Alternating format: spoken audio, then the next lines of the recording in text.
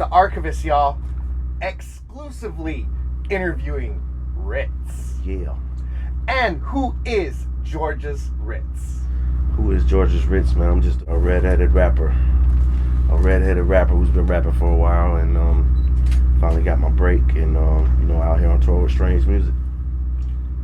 And let's go to Gwinnett County, to the Stepford lifestyle, to the tapes, the Ghetto Boys, Goody Mob, and that 94 Outcast, the classic South. That's it. Well, I mean, let's go to it. I mean, that's just where I'm from, man. I'm from Gwinnett County. It's like Metro Atlanta. I grew up on Outkast, Ghetto Boys. That's what got me into rap, was Ghetto Boys. Outkast really started coming through and giving me a voice and showing a little bit of direction from where we're from. And I used to try to be like Big Boy. That's where this whole yeah shit came from. That Southern Cadillac playalistic funky music. Yeah. Hell yeah. And Waynesburg, PA, to move into Atlanta for high school back in the 91 Cocaine song. Yeah. Raylo and RITTZ in the 770. Yeah, man. I was born in Waynesburg, Pennsylvania. My whole family's from Pennsylvania. I moved actually in '88, and shit, man, it was a culture shock to me. Coming from a real small rural area and then moving to Atlanta, and I eventually got into rap through Kilo, Cocaine and stuff like that. And then Rollo and RITTZ was a group that I was in with my homeboy Rollo, and we put out a bunch of tapes locally, and motherfuckers get old and go their separate ways, and I started doing my solo shit. I started listening to Kilo, Cocaine. I got introduced to that, and that really got me into rap music. Willie D, right? Yeah, Willie D.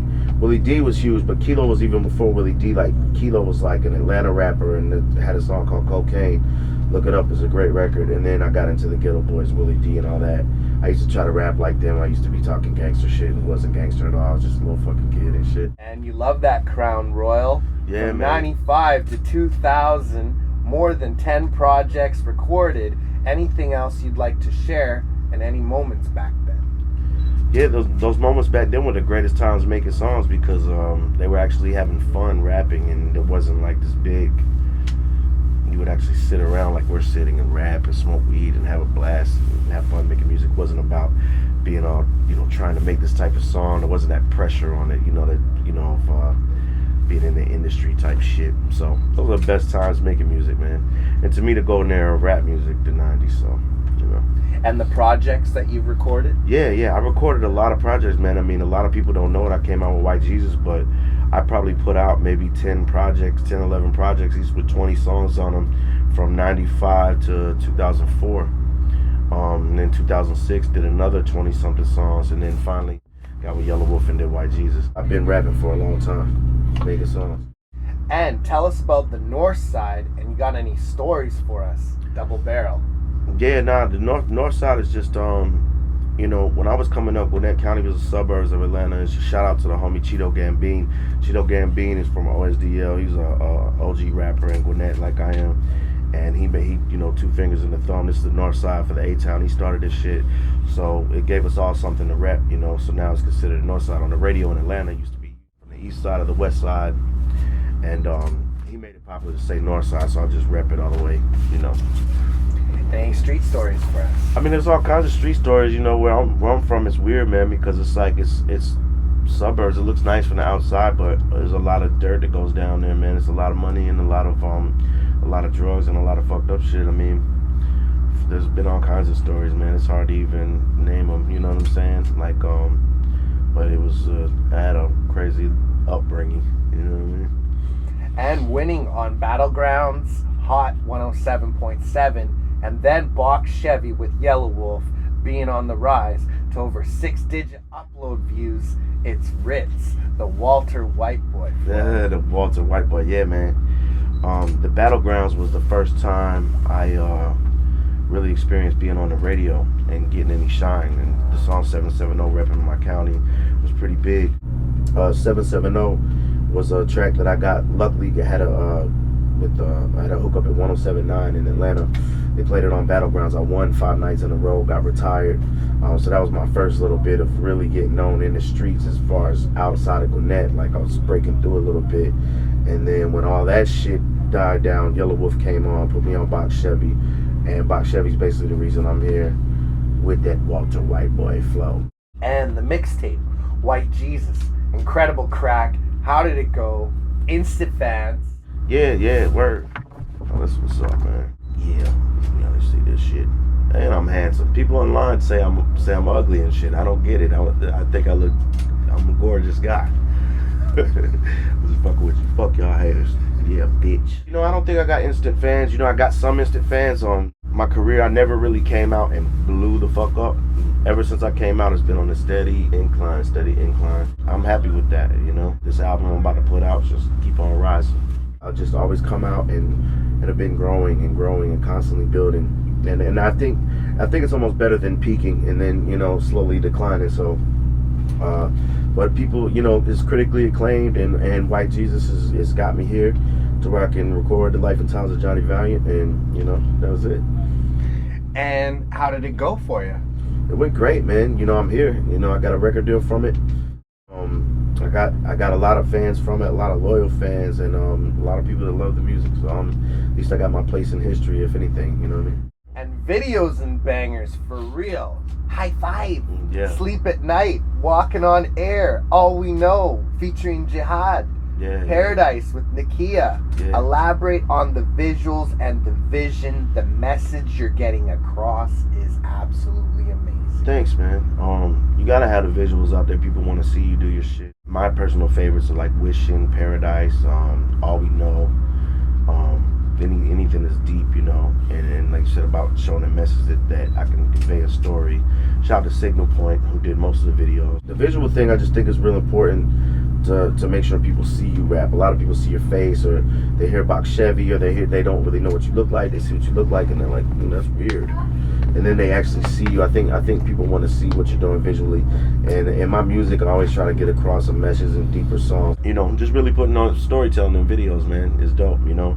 Sometimes it ain't all about that. You still need the regular, like, hood videos with the homies in the back looking hard and shit. You know, that's what For Real was and stuff. But the visuals is an important thing, you know.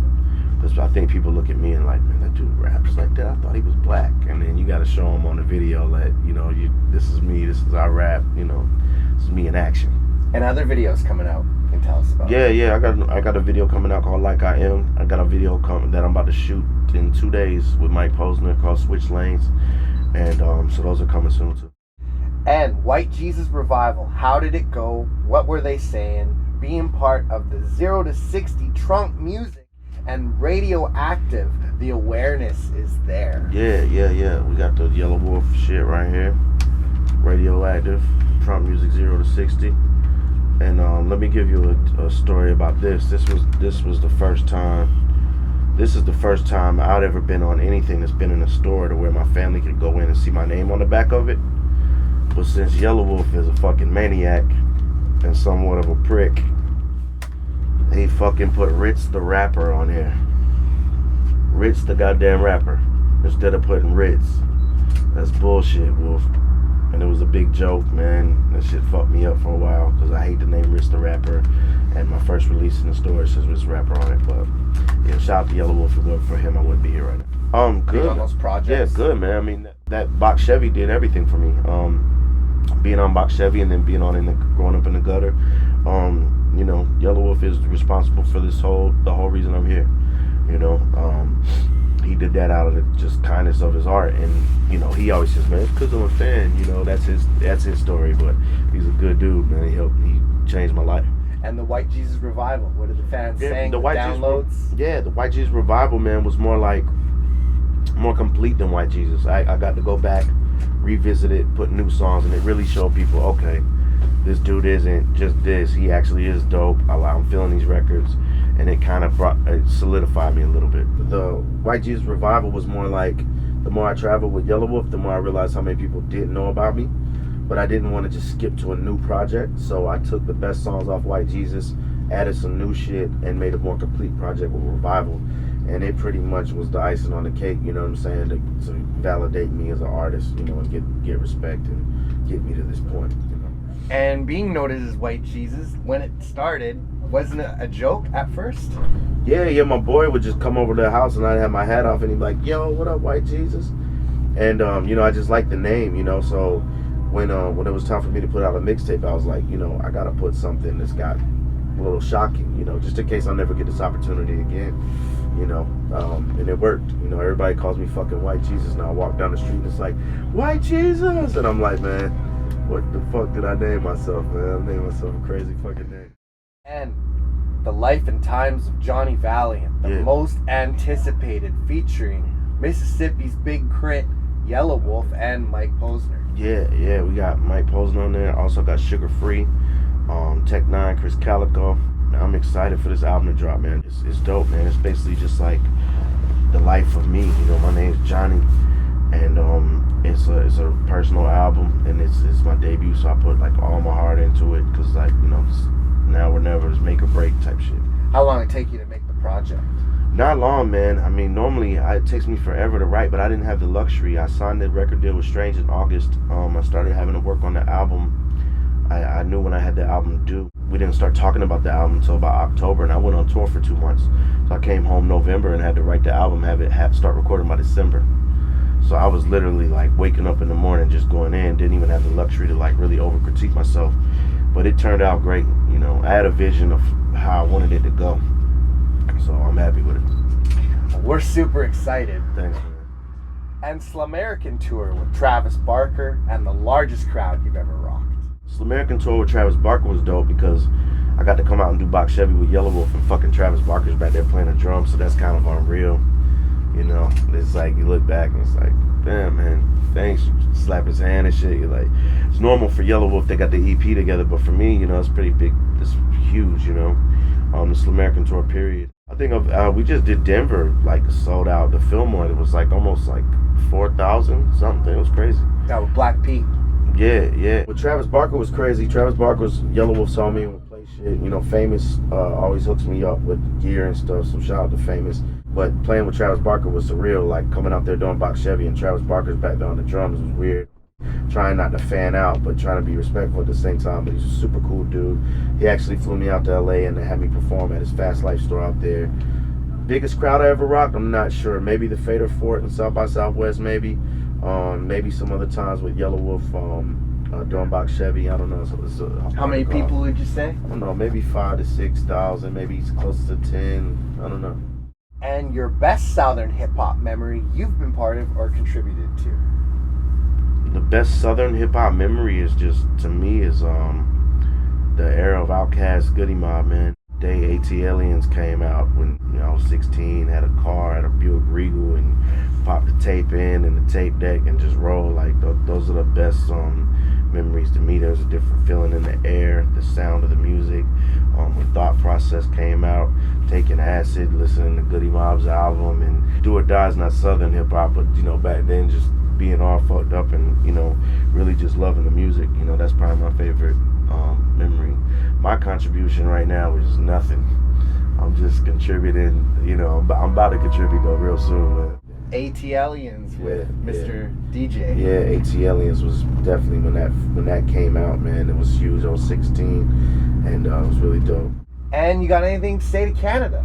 Yeah, man. Shout out to Canada, man. I'm trying to get up there to see y'all, man. You know what I'm saying? And I love your whiskey. I love it a lot. Canadian Club. Yeah, Canadian Club. I went up there. I thought everybody'd be on Crown, man, and everybody kept giving me Canadian Clubs. That's what I drink all the time. It's Canadian Club, Crown, anything Canadian. I'll even drink some other shit and pretend it's Canadian. So, shout out to y'all. Hopefully I'll get up there real soon to see y'all. Be able to get down on the show. And shout out to everybody who supports me in Canada. And anything to elaborate on our legendary interview right now? Nah, man, just thank you for the interview, man. And just thanks to everybody who's ever gave me a chance to even listen to me at all, because without y'all I ain't shit. Because, this could just be something I'm doing in the basement, but instead I'm on the tour bus getting a fucking interview by this guy. And you got any shouts? Shout out to the whole Slamerican crew. Shout out to the Northside A-Town. Shout out to Strange Music.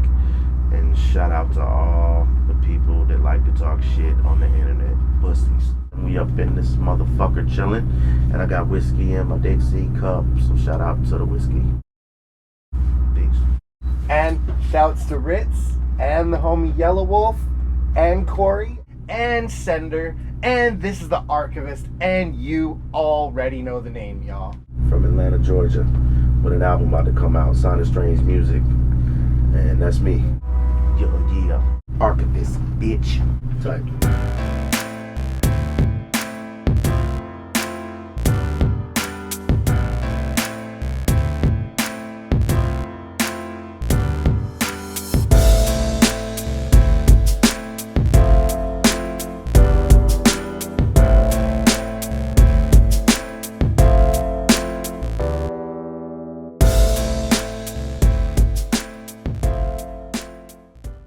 Yeah.